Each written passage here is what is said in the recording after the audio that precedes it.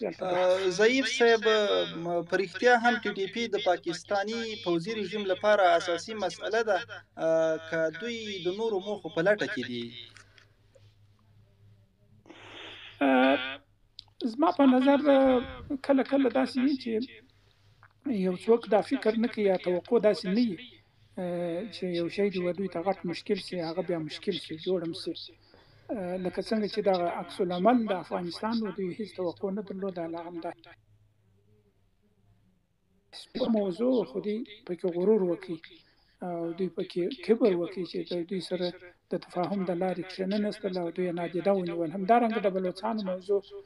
چې دوی ډېره نادیده ونیوله او په ظلم باندې شروع وکړه او خلک وژنه، بندیانوه، توهینوه. نو دا هغه څه دي چې دا موضوع دوی ته غټه سوله، اوس غټه سوې ده. زما په نظر دا دی چې اوس دا موضوع ډېره مهمه ده، ډېره مهمه ده د پاکستان د تمامیت لپاره یا د پاکستان د کورنۍ امنیت لپاره، حتی د پاکستان د جوړښت لپاره یو موضوع ده. مننه کوم ضعیف صاحب. یوه ډیره لنډه پوښتنه د ضعیف صاحب، شاید ځواب یا اوږد شي یا لنډ وي. هغه داسې له پاکستاني پوځي رژیم سره د افهام ژبه ډیره ګټوره ده که د ټوپکه؟ موږ هر وخت باید دا موقف ولرو چې د چا په کورنۍ چارو کې مداخله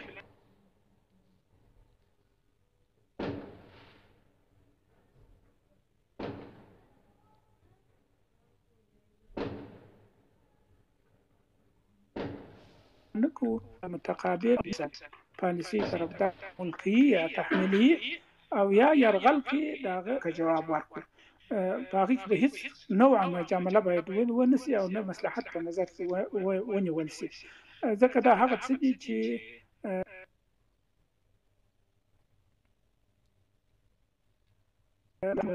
فيه د دې یو تاسو وسی. موږ ولیدل چې افغان ملت کڅم د غربت سره مخ دي، مشکلات لري او اقتصادي مشکلات لري، نور مشکلات لري. تر اوسه پورې افغانستان په خپل پښو باندې نه دی درېدلی او تازه په اقتصادي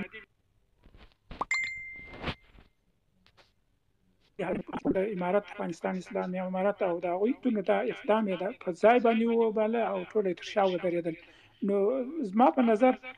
موږ باید متعارضین نه یو او د تعرض په وړاندې باید کلک مقاومت وکړو. ضعیف صاحب، یو شمیر پخوانی چارواکي لا هم د پاکستانی پوځي رژیم په غېږه کې ورولېدلي دي. تیر تاریخ ته په کتو کومه ګټه به ورنه وکړي؟ له پخوانیو چارواکو مې هدف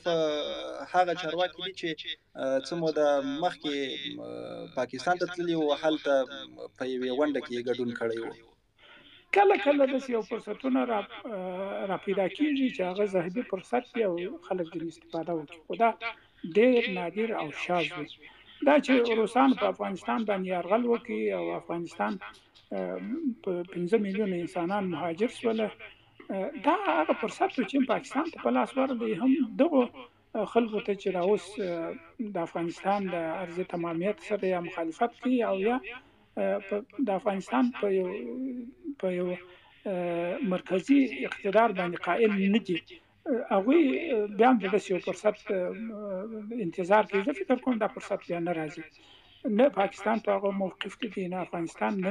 نړۍ په هغه موقف کې ده، نه هغه پیسې بیا راځي، نه هغه ملاتړ راځي، نه هغه څه اپورچونټي په دې سیمه کې بیا راتللی شي.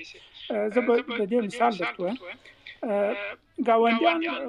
یو وخت په دې فکر و، یوازې دا زموږ نږدې ګاونډ نه بلکې نور ګاونډیان په دې فکر و چې افغانستان به جنګ وروسته دا به تقسیمیږي او په زونونو به ویشل شي، هر یو به خپله برخه پکې اخلي. د دې لپاره دوی مداخله هم کوله، مرستې هم کولې او خپل هغه د نفوس خلک یې روزله او تقویه کولی، خو هغه خوب و بوی و، هغه فکر د بینه ولاړ. همدارنګه په نړیواله سطح باندې د دې مقابله روانه و چې دا یو ستراتیژیک موقعیت دی او دوی به خپل کنټرول لاندې راولي او د شتمنۍ او زیرمې په خپل طبیعي حالت کې پاتې دي، هغه باید تر کنټرول لاندې راولي. نو زور ازماینه د هرې خوا وسول هغوی مایوسه شول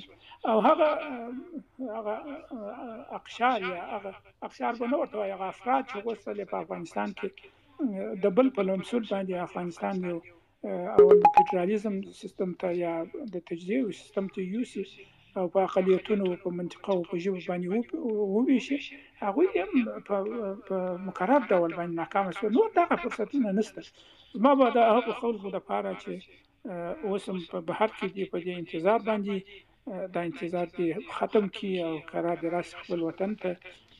د افغانستان د خلکو سره دې یو ځای شي د افغانستان د ملت سره دې یو ځای شي سوکاله ژوند وکړي روح به یې آرام شي دماغ به یې آرام شي وجدان به یې آرام شي دغه پکار دي او امارت ته مې توصیه هم دا ده چې دوی د نن څخه دا دعوت ورته وکړي ټولو هغه خلکو ته چې غواړي افغانستان ته راشي د افغانستان په خاوره کې ژوند وکړي افغانستان د مور په حیث باندې بولي خیر ورته خلاص کړي اعلان ورته وکړي هر څوک چې راشي خپل وطن ته موږ هرکلی کوو زموږ وروڼه دي زموږ افغانان دي د دې خاورې بچیان دي او دوی په افغانستان کې مساوي حق لري دغه باید وکړو اوس د وحدت لاره پکار ده د نفرت او بې اتفاقۍ ثمره خو موږ لیدلې وه دا 45 کاله چې موږ څومره بې عزته شولو دا په دنیا کې څونه بې عزته شولو په دا ګاونډیانو کې څونه بې عزته شولو اوس هم بې عزتي دوام لري خو موږ باید په دې فکر وکړو چې خپل ځان راټول کړو نه دا چې په نور تفرقي فکر وکړو اوسو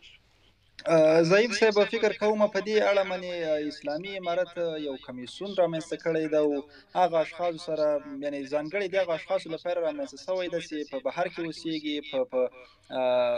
تیره اداره کې کار کړی وي چې هغوی تر څو افغانستان ته راشي او په افغانستان کې په امن سره ژوند وکړي نو انشاءالله دا کار به شوی بله پوښتنه ضعیف صاحب دا ده چې د مقاومت جبهه او ازادۍ جبهه ولې په دې موضوع کې چپه خوله دي او څه نه وایي ستاسو په نظر تر شا یې څه علتونه کېدلی شي دا خبره چې مې مخکې وکړله بیا هم کومه اوس بیا فرصت دی یعنې کله کله داسې وي چې فرصتونه داسې وي چې سړی د هر فرصت څخه ګټه پورته کوي زما داسې دغه دا اوس برداشت مې دا دی چې ډېرو خلکو په طالبانو باندې د طالبانو د امارت په دغه باندې کومه بې اعتمادي درلوده یا په زړه کې وه یا یې ویله چې د پاکستان خلک دي او د استخبارات خلک دي هغوی اوس زړه ډاډه شوی دی چې دغه شی نشته نو بیا یو غږ باندې اوسي زه خو غږ ورباندې کوم امارت هم باید غږ ورباندې وکړي دا یو دویم دا چې فکر کوم چې ما مخکې وویل چې که خلک په دې فکر یي چې فرصتونه ذهبي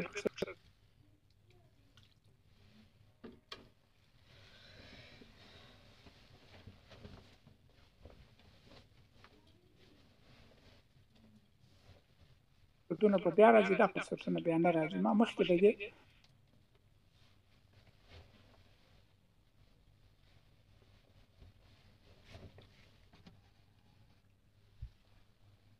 اوراد سي زه په دې نظر یم چې دوی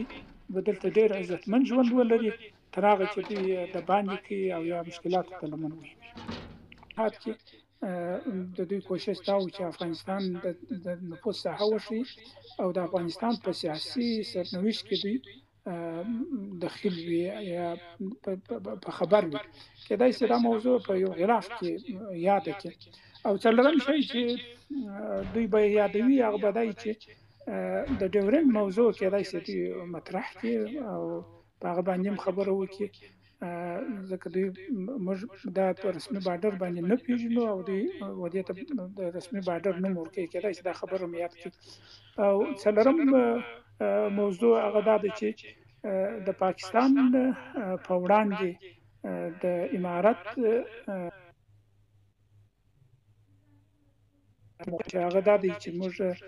د ټولو پاکستانیانو سره د علماو سره د طالبانو سره ټي ټي پی سره د نوڅانو سره د یو ملت په حیث باندې به طرفه پالیسي لرو د ټولو سره یو رنګ پالیسي لرو نو دا هم کېدای شي